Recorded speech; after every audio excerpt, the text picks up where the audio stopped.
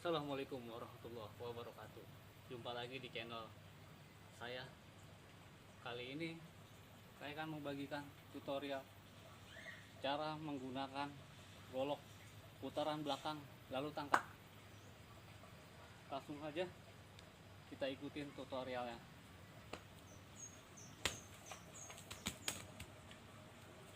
Jadi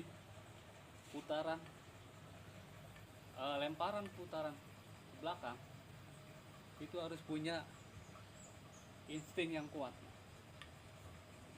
ya, harus punya insting yang kuat ya. Kita contoh perlahan-lahan dulu, terlebih dahulu. Jadi putar gini, lempar saat, nah dia akan berputar ke atas, lalu ke depan kita tangkap. Jadi seperti itu. Langsung aja kita contoh.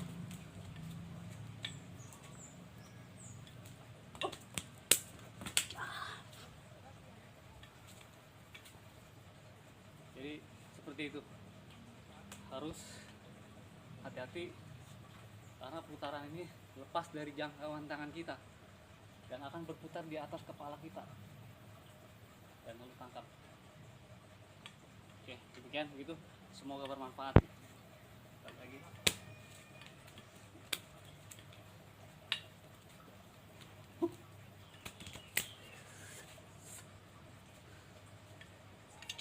Karena ini golok tajam, harus hati-hati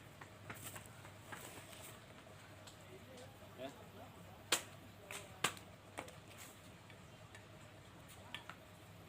Demikian, semoga bermanfaat.